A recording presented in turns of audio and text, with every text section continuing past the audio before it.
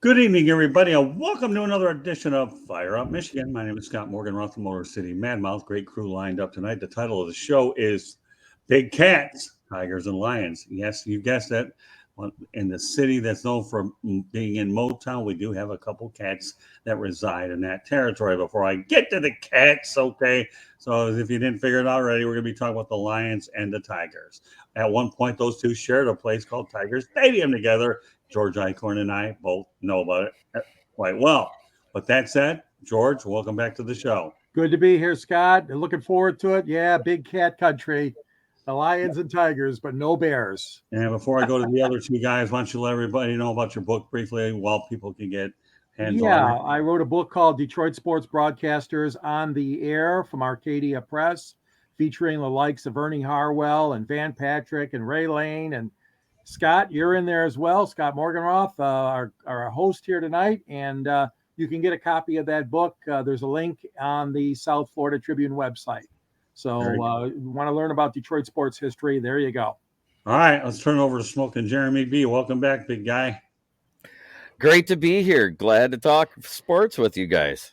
Well, enjoy reading your articles, and I know you're like the auto industry. You crank them out and send them faster than they produce cars, and they're very easy and easily readable. So I like reading your stuff. Short, right to the point, does a lot of volume, doesn't really overword himself, and they are the most concise type of articles I've ever seen, and they're really, really good. Good work. And last but not least, Detroit Dom. What's up, Big D? How we doing? All right. Are you in a Canadian frame of mind with that Blue Jays cap? Yes, it's Fire Up Canada tonight. Oh, yeah. Well, you know, the love of my life resides in Canada. Pretty hard for me to argue against that because I like to use the word A, and I used to like to go to Windsor to smuggle in pop rocks and everything else I could get my hands on that goes back over the Ambassador Bridge. Shout out to Windsor for my age 19 and 20 years. By the time I turned 21, I was over the bar scene. So I was doing it in Windsor 3 nights a week for a year and a half.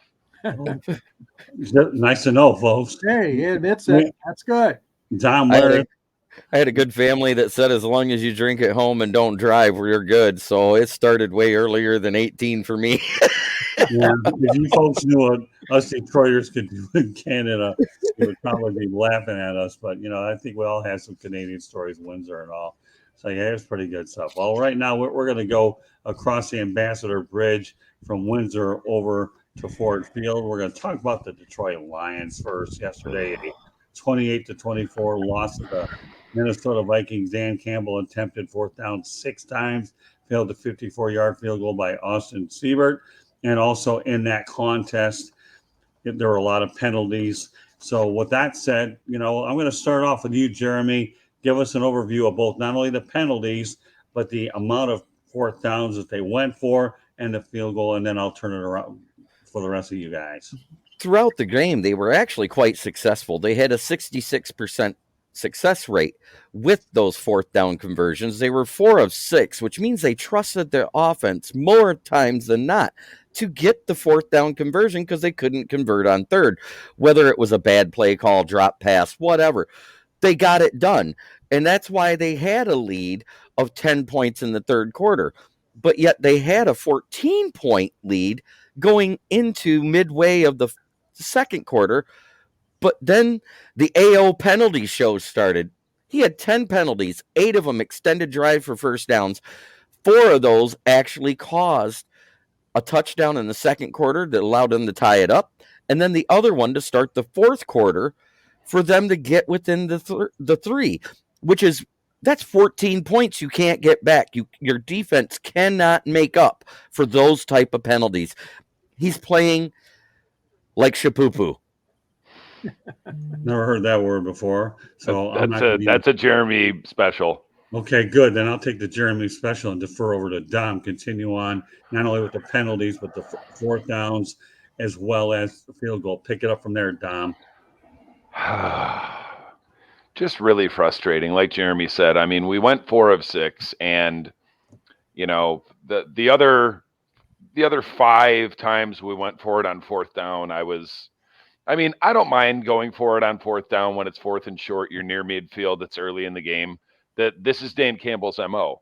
What bothers me is, based upon the way the game played out, for one, like Jeremy said, you had a 66% conversion rate, so why don't you go for it? That's reason one, why don't you go for it? For two, your kicker has already missed twice from shorter, but you still don't go for it. Oh, you're right. Just once. One. Missed once from shorter. And the one time you really should have gone for it, you didn't. The penalties, I don't know what's going on with AO. I think him and Hawkinson are having some of the same ideas, kind of feeling like,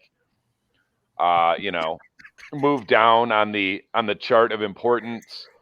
I mean, Akuta's been lights out since he stepped onto the field this year, and AO's kind of like, hey, did you guys forget about me? Like, yes, AO, some guys did forget about you, but you don't have to remind us by getting penalties. Like, did you guys see the new Color Rush jersey? It's a number 24, and it's yellow. Hey, George, I'm not sure I don't know how to follow. Yeah. I'm not sure how to top these two guys. Yeah. But go ahead and take a crack. Before you do, though, George, Danny Fuller, thank you very much for being part of the chat room. We appreciate all the comments that are out there. So good stuff there. So these two guys are off to a whale of a start. Before you go ahead and comment, George, we're going to do a little bit of station identification. First of all, folks, you can subscribe to the South Florida Tribune on our YouTube channel or visit www.southfloridatribune.com. Good job by Candy Epling, the way she puts it all together. And with that said, follow us on Twitter at Tribune South. To advertise, call 954-304-4941. The audio portion of the show can be heard on Spreaker, iHeartRadio, Apple, Google, Spotify, or wherever you get your podcasts. Also, if you can't subscribe to our channel through the website, just go to youtube.com, look for South Florida Tribune, and then you can subscribe that way.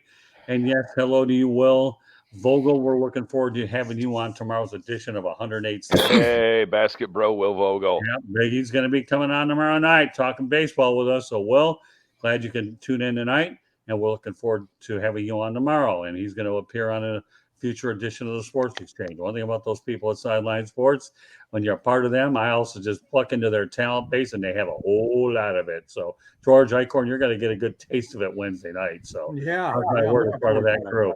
So, all right. Well, obviously, Smokin' and Dom had some thoughts. So, why don't you pick up on where they're at?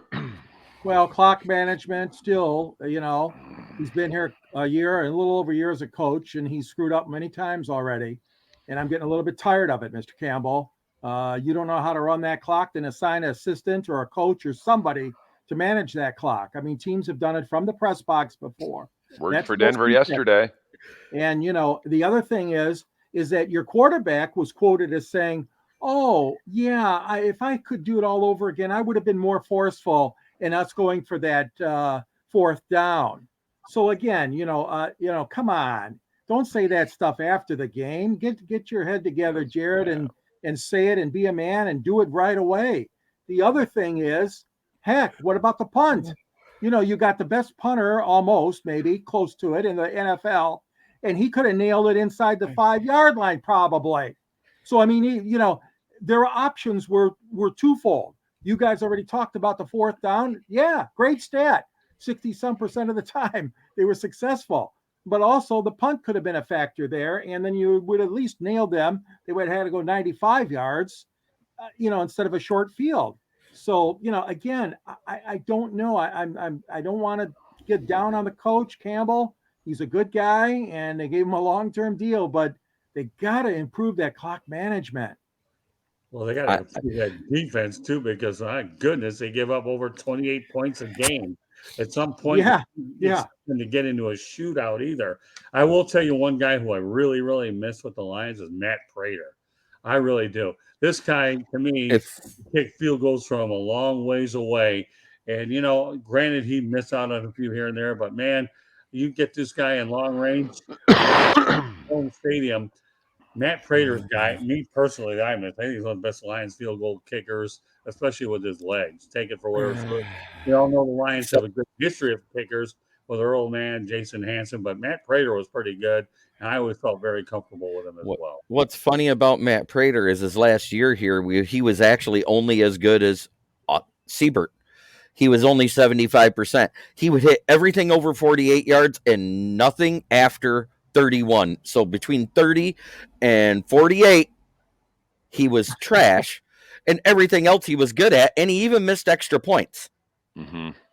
Probably, Well, but I agree with Scott. He was a lot better. Oh, than yeah, what he was a got lot right better. now. He was a lot Yeah. better overall because he could hit it from 64 yards. He was one of the ones that had the record before that Justin Tucker kick that shouldn't have happened. But that's another story.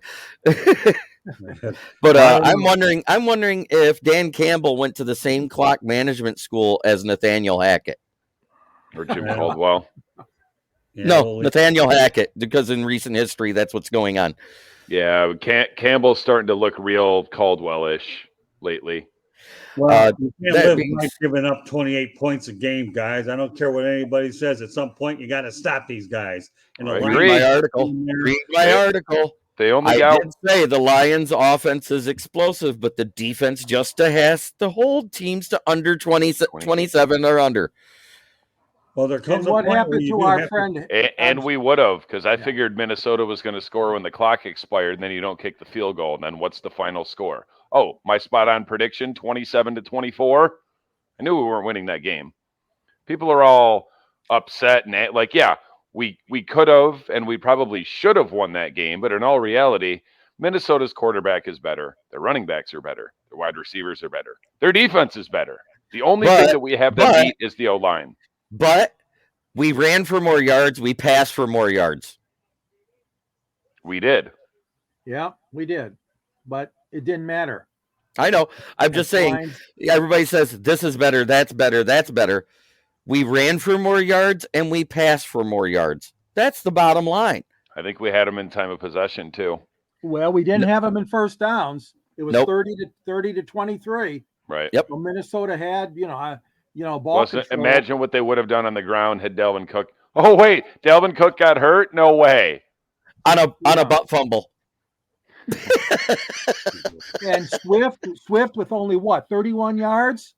He's already banged I would have up. never thought that. He was already banged up, and then he hurt his shoulder on that play too. DeAndre Swift, if you're listening, please stay healthy. I don't care if you have to convert over to some weird religion, voodoo. I don't care what it is. Just get on the field and stay there. You're way too To be good. back by the bye week. Hey, Dom, let me tell you something, pal. You just gave me a good segue to our next segment. Thank you very much, Dom. Appreciate it. Voodoo? Injuries. Let's just call a good segue. That's all you need to know, Dom. Okay. Fair enough. This is how we do things in broadcast radio, whatever you want to call it these days. All right. Injuries. Tracy Walker, ankle. Dan Campbell fears that it's going to be I believe an Achilles injury. Is that what they're looking at? It's already confirmed a torn Achilles. He's out for the season. Right. Okay. Then the other one, as Dom and you guys are alluded to, DeAndre Swift, shoulder injury, estimating 2 to 3 weeks. All right, Dom, pick up where you left off. Let's face it, okay? It doesn't look like DeAndre Swift is going to play 16, 17 games, hasn't played all of them. Oh, boy, do I ever miss Barry Sanders, who never missed a game. But then again, welcome. With a bunch more carries. Right. And the DeAndre Swift thing, it speaks to the whole NFL system as it is, because guys are in a pitch count as far as carries. It's a two-back system, and none of these running backs can stay healthy. Derrick Henry finally got hurt. Christian McCaffrey's been hurt. Nick Chubb has been hurt. Saquon Barkley's been hurt. Swift, obviously, we know, and I believe that's not his only injury. He has a lower body injury as well as his shoulder. He's a great player when he's on the field, but key phrase being on the field. When he came out in the preseason, like, oh, I want to get 1,000 yards and 1,000 receiving. I said, oh yeah, you're going to do that on 150 carries? Because that's about all he's going to get. He might get to the 160, 170 mark, but that's a tall order. I like Jamal Williams, nice guy, great pass blocker, good in short yardage, but he's not going to break out a run like DeAndre Swift can. And Craig Reynolds, I got to see more snaps. I like what I saw from him last year, and me and Jeremy talked about it. I said, we better see more than 55 carries for Craig Reynolds this year, and at the expense of DeAndre Swift, we are going to get our wish. Okay. And losing Walker, that hurts. I mean, I feel like our safety, I don't know, our safety's better than our corners. It's kind of 6 of one, half dozen of the other, because Walker's good, but the rest of those guys, Hughes is all right, but with the corners, Akuta stepped up, and then the bottom's falling out with Oruwariye. So they got to figure something out, especially with our lack of talent and depth at linebacker. Losing Walker hurts a lot. Okay. All right, Jeremy, you can pick up where Dom left off. And Muted. I don't know whether the guy I'm going to say a prayer here. Please, sweet baby Jesus, let Ife Melifonwu and Jerry Jacobs get healthy real quick, because I'm getting tired of the AO penalty show. And without Tracy Walker back there, I think he's a nice segue to fill that role for now, because he's that prototypical size safety with the size, the speed, the great jumps. I think he'd be fantastic back there. I said that when we drafted him. I said, look, he's the build of a big safety. Okay. All right, George. Well, injuries are part of the game. We've heard that so many times, but why does it have to happen to the Lions, and why does it have to happen so early in the season? It's a shame. Tracy Walker, one of the great guys on the Lions, the writers and the broadcasters gave him their Good Guy Award for last year. He's very outgoing, always talks to the press and the writers and the newspaper. I mean, the radio guys. And it's a shame, but his game is more important than his mouth, of course. Took less money to stay here too. Yeah, exactly. And Swift, well, what can you say? I mean, you hit it, Dom, right on the head. I mean, you want this guy around. You want him to take all these snaps. He's ambitious. He wants all the attention for his goal of 1,000 and 1,000. Well, unfortunately, it's going to be hard to attain this year because of his injuries already that he suffered. Right. The fact of the matter is the Lions, the depth chart has to be effective. I mean, you got to get guys here. I don't care if they come from the practice squad, where they come from, but you better have some Campbell. You better have some guys to step right in. Yeah. Unfortunately, this is an organization that's been bit by the. Oh yeah, that too. The counter is now at 20 games and 0 snaps for our starting 5 offensive linemen. We've never seen it. We've never seen it. Unfortunately, has been snake bitten too many times with the injury bug, more than all you want to talk about. It is making our backups better, but dang it, can I just see the starters? Just once? Yeah. Just once. Just one game. One series? One game. One game. One game. That's full ambitious. Game. One series. Yeah. No, I need one full game. I need one full game of seeing what it would be like if Big V was healthy, Ragnow, Jonah Jackson, Taylor Decker, and Penei Sewell all at the same time. Because I think that's when you'd hear the line from Unnecessary Roughness. They will not touch you, sir. Yeah. Follow me, Mr. Blake. All right. Well, you know what? I'm leaving that as the last word. We have to talk about the other type of cats called the tigers. I want to devote a little bit more time on this one since it is the last big topic of the night. I chose to go with 3 because I know the tigers would require a little bit more attention what I'm going to do. They hired a guy that has my same first name, so it can't be all that bad. Okay, by the name of Scott Harris. Scott Harris was old enough to know that there once upon a time back in Michigan, there was a grocery store called Great Scott. Okay, I don't know if you remember it, Smoking Jay. I do. Oh yeah, I remember. I remember Great Scott. All right, so with that said, there we go. So Scott is the name of the night. Okay, mine, Harris, or whatever. Okay, so all right, George Eichhorn, we're gonna lead off with you this time. Tigers. Well, surprising a little bit. I mean, he was on. Well, hold on, George. I want to go over a couple little particulars. Oh, I'm sorry. Yeah, it's okay. So obviously the guy's 35 years of age, was with San Francisco for 3 years. The Giants had 107 wins in 2021, spent 7 years at Chicago Cubs under Theo Epstein and Jed Hoyer, got a World Series ring in 2016, turned down the New York Mets GM offer last year. Smart move, actually, by the way. I don't care how low the Mets are doing. So, all right, George, let's talk about Scott Harris. Well, he comes in as president of baseball operations, and you recall the Tigers haven't had that title since Dave Dombrowski. Dombrowski wore both hats, of course, GM and president, and worked out pretty good. Avila was his top lieutenant. That didn't work out good when Avila was promoted. Right. All that being said, I mean, I got to give Chris Ilitch credit. I mean, he went out there and he got one of the top young executives sitting out there. As you said, Scott, he had success at the Cubs, with the Cubs and under Epstein, and then with the Giants, the last 2 or 3 years with the Giants. And the fact of the matter is that's where he lives in San Francisco, and they were still able to pry him away. I'm sure it took a bundle of money, but the fact of the matter is he has a good track record. He is good with developing talent from what I've seen, and the Tigers certainly need to do that fast. They have some pieces, but not nearly enough, obviously, to make it a winning season. Even next year could be a stretch. But all that being said, is I like the pedigree. I like Harris, what he brings to the ball club. He has a good reputation around Major League Baseball. He knows his stuff. Apparently, obviously, he's been in 2 key positions with 2 good organizations. And let's give credit where credit is due. They went ahead and they got him. Oh yeah, and don't forget he has experience with Major League Baseball as well. Mm-hmm. So I'm all for it. I think the Tigers get an A on that one. So George, since you're all for it, what's the perception of the area, not only of the fans, but the media as well? Are they singing his praises as much as you are? I think so. I mean, there's still a little bit of question going on. I mean, are they really going to hire a general manager? I think so, but I mean, they're kind of nobody seems to know what's going to happen next. He should hire a general manager, but again, Tigers had history there with Dombrowski wearing both hats.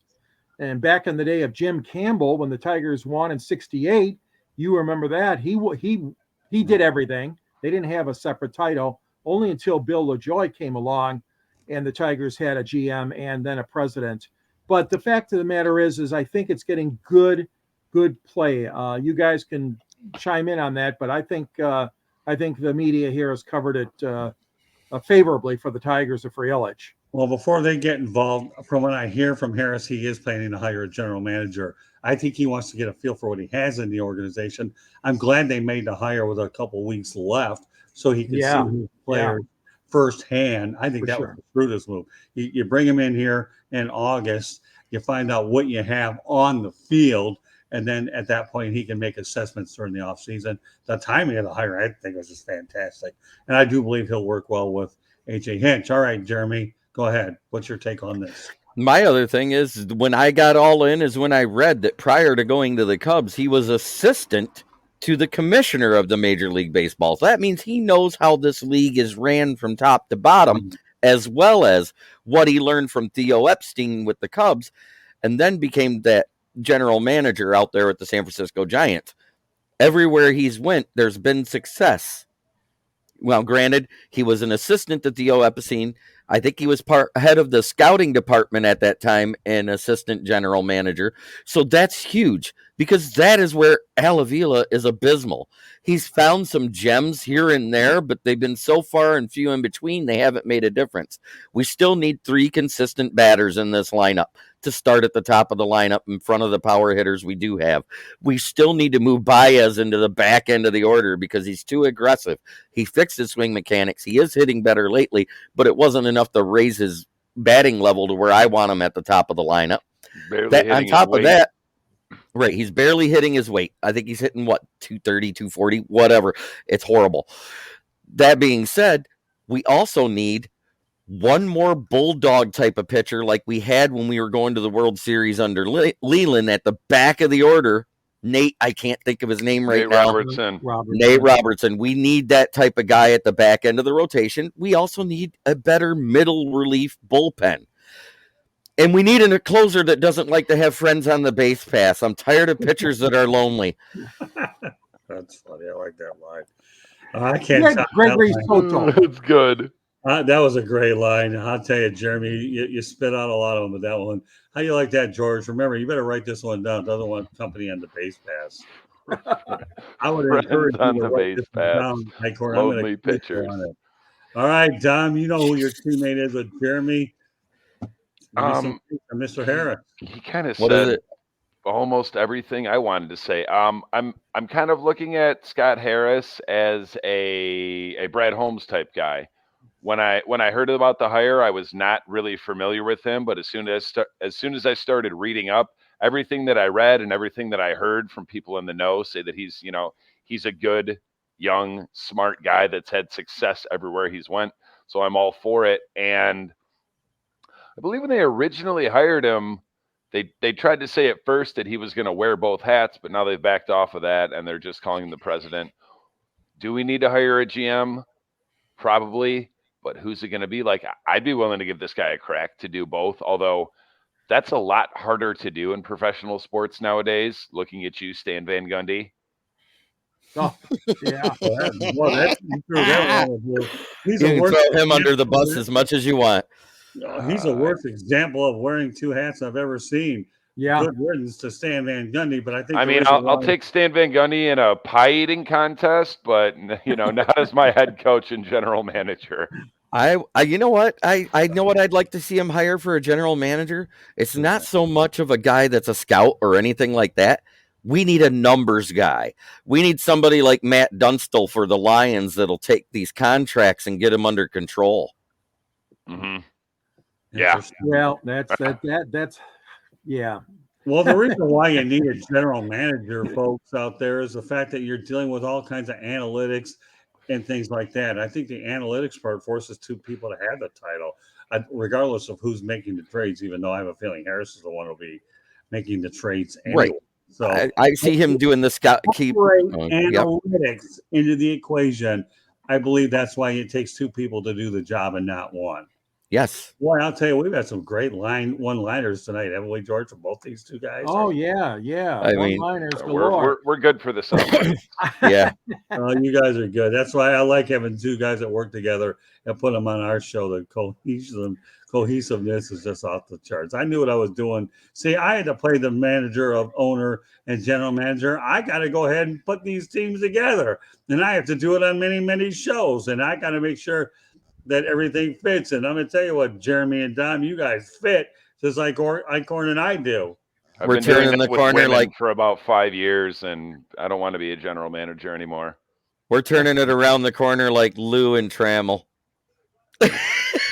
Oh, double play combination.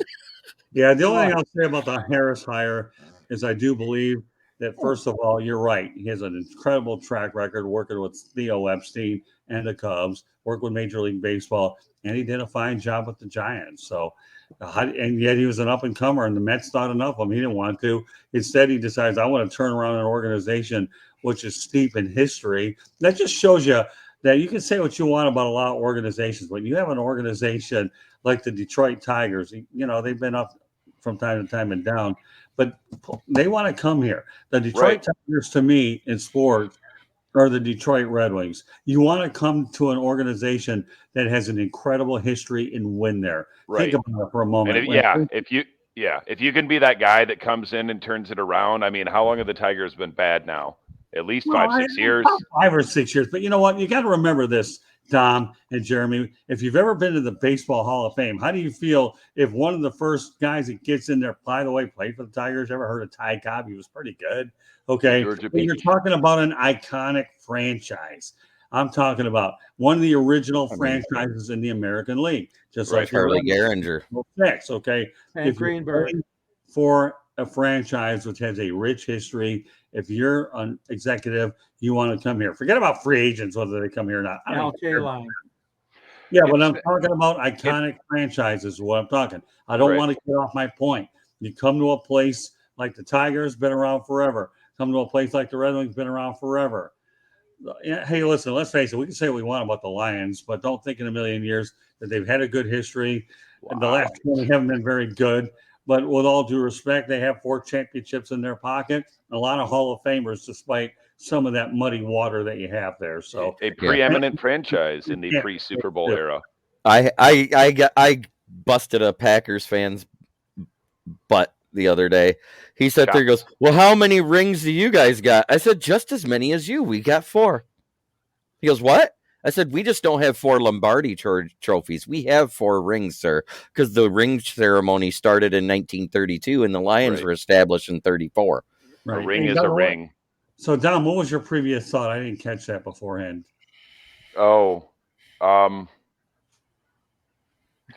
Just a guy like Harris wanting to come to Detroit going off your point, trying to reestablish a proud franchise, kind of like what Kevin Durant should have done, but he went to the wrong New York team. He should have gone to the Knicks and said, "Hey, I want to make the Knicks relevant again." Instead, he went to Brooklyn, and then he went and got Kyrie Irving, and we see how that's working.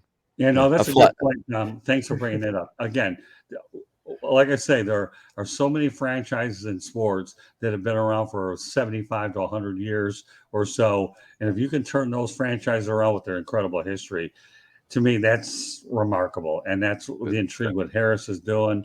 And, of course, we all knew Steve Yzerman wanted to come back home to get the Wings turned around. And I know the Red Wings are going to do a great job. And we'll bring them up later on. And we might even incorporate another guy. Actually, what we'll do is, George, we'll bring on Bill Roos and let him work with these 2 guys. Oh, yeah. We'll go to a 5-man crew with these guys. Yeah, I love the fact that Yzerman finally had my prayer reach his ears and he said bye to Jeff Blashill because he has the X's and O's worse than Stan Van Gundy in basketball. Interesting point. Blashill stole paychecks for far too long. So all in all, one brief summary, okay? And I know we've talked about it, but I just want to reinforce, and then we're going to go into a prediction, and then we have Fire Up Florida following afterwards, all right? George Eichhorn, give the grade of the Scott Harris. I want grades only of the Scott Harris hiring. Well, I'm going to give him a B+ right now, okay? Because not knowing, in all honesty, all of his analytics and his background other than what I read. So, but I'm saying it's a B+ for my grade for the hiring. Jeremy? I say A-. It's a definite upgrade from Al Avila. That's all I got to say. All right, Don, that leaves you. I go B+ as well. I'd also like to say that a cardboard cutout of Dave Dombrowski is an upgrade from Al Avila. That's pretty good. Well, you're on a roll, Don. You really are. Missed you last night on Basket Bros, by the way, but I love that show. Let me tell you, we had a lot of fun. I'll tell you, when I come on those shows with you guys, boy, we light it up. You guys lit it up before I got there. I'm just glad to be part of it now. But it's fun. We're glad to have you. Well, it's a blast between that, pundits. You guys over at Sideline Sports are A1 in my book. As far as this hire, I'll give it an A-. I don't want to go A yet because I still feel there's a little bit of work to do. But I'd give him an A if he hires the right general manager. Fair enough? That's where I'm at. I'll allow that. All right. Last thing of the night. Predictions. Detroit, I believe, takes on Seattle, right, George Eichhorn? Correct. Yes, they do. All right. I'll be there smoking. Jeremy's going to be there. The place will be humming. And I'm going to go Lions 35, Seattle 17. Jeremy? I'm going to be there, and the Lions are 15-1 in my attendance when I go to their games. So I say the Lions win. And the score prediction, I'm going to be a little bit more 31-17. I'll buy you season tickets for next year if your win percentage is that high. It is. That was good. Nice offer, Dom. That is pretty good. I'm serious. I've been trying to get, a few guys like 4 guys to go in on season tickets, 2 seats, 2 games apiece, throw a name in the hat. You draw out Thanksgiving, you sell it, you see the other game for free. We got to win this game. All right, I predict we do win this game.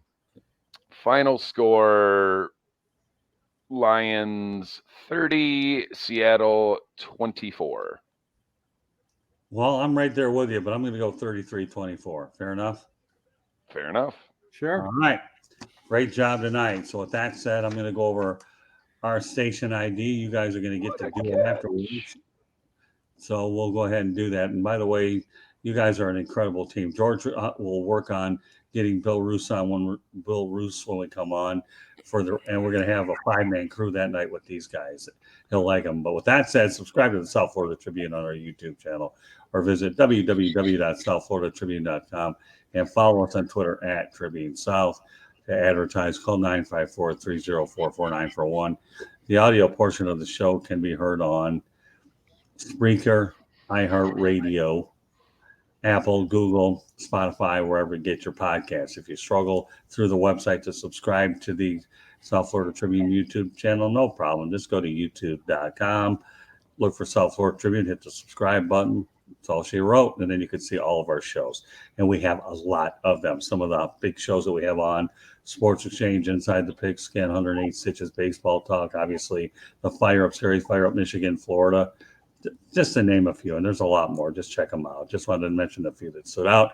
Proud to have you guys, Jeremy and Dom, two of my biggest pickups here on our platform, to be a part of Fire Up Michigan. You guys to me, are unbelievable. And it's always nice to have a Detroit show, knowing that my heart's in Detroit, even if my body's in South Florida. Of course, I don't need to shovel snow and ice. It's okay. I kind of like not having to wear a jacket. But with that said, Jeremy, why don't you let everybody know how they can get a hold of you, Jeremy? Well, you can find me on YouTube at Kneecap Biting with Smoking Jeremy B. I do 4 podcasts a week, except on the games I'm in attendance with. Other than that, you can also find me on the SouthFloridaTribune.com. Hit the little 3 dash marks, get to the header where it says Motor City Tribune. You will see my name listed there. That's where you can find my editorials about the Lions. Thank you, Scott Morgan-Roth, for the opportunity, and I'm glad you enjoy them. Oh, I do. Again, folks, if you haven't read Jeremy's stuff, this guy can write a detailed story if he wants, but a lot of them are really brief, but they're right to the point. And that's what I always say. And then how many words you have, it's how good they are. And Jeremy certainly exemplifies that. All right, Dom, I'll tell you what, I love this kid, man. He really is. I love his energy and everything about him. I'm 42 years old, sir. Huh? Hey, he's allowed to call us kids. But I still feel like a kid most days. Well, you know what? Your energy and tenacity and the ability to work with you multiple times, Dom, you're just A1 in my book. Glad to be here. Glad to be a part of it. So you can find me on Twitter occasionally, right there at Detroit Dom 1, trolling celebrities and professional athletes. You can also find me on Facebook, Dom DeRubis. You can find me here on Monday nights during the basketball season. You can find me on Sideline Sports, NBA Carousel. Wednesdays, I do the NFL Roundtable with Jeremy. Thursdays, during football season, Alex Fleming's NFL Carousel. During basketball season, Megan Price's NBA Carousel. Friday nights is the Lions Man Cave, also with Jeremy. Saturday nights at 8 p.m. on YouTube is my show, 1/4 my show, The Gauntlet, also on Sideline. Sundays at 8 p.m., Basket Bros with myself and Scott and Will and Jacob and Jay. I'm a busy man, so if you don't see me, you must not want to see me. But if you do, you know where to find me. Tell you, folks, you haven't know anything about basketball. It's unbelievable how we talk about basketball when the NBA was relevant. Okay, and that's what I loved about it. And we can all appreciate the bad boys there. George and I worked at. All right, George. Last but not least, we'll leave it with you, and I'll give you yet another opportunity to promote your book one more time, as well as the other stuff as well. Go ahead. All right, you can get a hold of me at SNG Sports 99, right there on your screen. You can get a hold of me on Facebook. And also gicorn at yahoo.com. I appear also in the Motor City Tribune and in the Detroit Monitor, the longtime Detroit downtown newspaper. I'm the sports editor of that. And I wrote a book, as Scott mentioned, Detroit Sports Broadcasters on the Air from Arcadia Press. And we're still in our first publication, but the books are really going fast. So you'll want to order your copy. You can find the link on southfloridatribune.com. And there you have it. Great to be part of the show again. Well, we enjoy having you, George. You and I have worked together forever. I will point out to you, folks, I don't know what kind of condition I'm going to be in Monday night. And you want to know why? I'm going to Talladega to cover the race out in Talladega. I'm leaving on. Oh, man. Friday Bush lights night for everybody, huh? If you ain't first, you're last. Trademark pending. Let me say this. I went to a NASCAR race once. Never again. I can't take all the left turns in the bush light. Yeah, but all right, hold on. No. Okay. You really set yourself up for this one, my friend. I was over at Homestead last week, and I got to tell you, Russell Branham, who is running the whole thing, asked me if I wanted to drive when I was just going to do a ride along. Said, I want you to drive. I said, are you kidding with me? No, I want you to drive. Well, you know what? I drove 147.54 miles around Homestead. What a thrill it was. That's why you were in the racing suit. I thought it was just Yeah. That's prop. why I was in the racing suit. Come on, man. You may I not thought you laugh. were just getting ready for You Halloween. didn't, if you looked right next to that picture when he posted it, it showed the certificate saying how fast he went. I quoted it right off the bat Yeah, in he here. did. Hey, I drove, but now I have a 12-hour marathon on Friday night to get to Alabama. I don't even know where I'm going to be staying. And I said if he'd have drove 2 miles faster, he'd have been faster than me and my Cutlass. Yeah, well, I had to be careful. I remember one thing.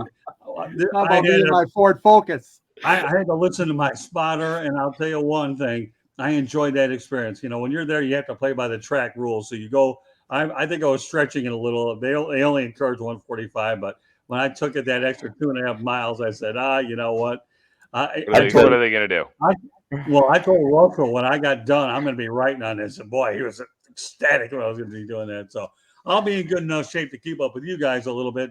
Might be a little soft on my social media that way, but I'll be fired up for Fire Up Michigan and Florida next week after I give you guys a little bit of how much fun I had going back to the days George and I did MIS. Yeah, come on, Tom. Really? You thought that fire suit was just a Halloween? Hello? No, not quite. He I didn't don't know. know. Now you know. That's okay. No big deal. Hey, I'm I impressed. thought it was pretty cool. I had a lot of Super fun. cool. Now that I know the backstory. Did you have to buy it, or did they just let you wear it, Scott? What's that? Did they let you keep it, or did you have to just borrow it? No, The suit. I wasn't going to buy it. I don't need to buy No. it. Okay. No, but I got news for you. I can tell you what they charge a lot of people to go out there and do those packages. I didn't pay for it. All I did was just say, hey, you know what? I covered the event. I'm going to promote your event anyways out in for Homestead. And then, of course, I'm headed to Talladega. My goal here is we're going to have a good time. My top priority, and this is just a goal, fellas, before we call it a night, is to do Talladega, which I'm going to do, Homestead, which I've done before, and then ultimately get to the Daytona 500. And I'm going to tell you something. That's my target. It's my goal. And I'm not letting off the gas, yes, pun intended this time, until I get it all done. That's a good triple crown. Yeah, that's a great triple crown. That's I unfortunately snowboarding stopped triple being crown. I stopped being a NASCAR fan the day Dale Sr. died. I haven't had the heart in me to watch it. I've never been a NASCAR fan, but I just so happened to be watching that race that he died in. Isn't that weird? Yeah, I was actually living in Phoenix, Arizona with my ex-wife who was a big NASCAR person. But you know what? She liked the left turns? What's that? She liked the left turns? I'm not going to touch that one. All I can tell you, I will actually do something and take the fifth on that. But I'll tell you one thing. Candy Ebling's definitely looking forward to going out there and taking pictures at Talladega. And we're going to have a good time with that. And if you've ever covered auto racing and you go to Sebring, the 12 hours of Sebring, that's a tough race to cover as well. So, and I've done that a lot. Yeah, you've done that. I know. Yeah, but auto racing, whether people realize it or not, is a passion of mine. And I'm already working on getting Al Garcia as a guest for one of our shows. I don't exactly know. I'm working on the details, so I won't divulge them yet. I don't know if you'll be on it or not, any of you guys, because it's really a Florida kind of thing. But we'll see. I'm not sure. There's a lot of things I'm still working on, so I'll release them as I get more details. But nevertheless, you know, my time at Homestead Speedway and the cooperation I'm getting from Russell Branham. They had the first F1 race down there in Miami this year. First time it's been in the States. No, not true. Scott, first time in a long time. It's been in Texas for a long time. So I want to say kudos to the Jaguars and the Miami Dolphins for pulling off two big wins. The Jaguars had their first convincing win of the season and against a great team. I mean, 38-10, I think it was. Yeah. Well, that's you know huge. What, Jeremy? You're doing a really good job segueing for what will be Fire Up Florida. So I'm going to leave it on that note. Save that thought for Fire Up Florida. Yeah. Have a great day. Jeremy and Dom and George, you guys get an A+ for your effort tonight. That's all that matters to me. So we're giving out grades. You guys get an A+ for that. So meanwhile, on behalf of George Eichhorn, Smoking Jeremy B, and Detroit Dom, this is a Motor City Madmouth appropriately named, especially for this show. Hoping you enjoyed this edition of Fire Up Michigan, and we will catch you next Monday night. Meanwhile, have yourself a great week, and we will catch you the next time. Hope you enjoyed it as much as we enjoyed having all of you guys. Good night, everybody. Good night. Good night, Canada. Good night, Windsor and Detroit.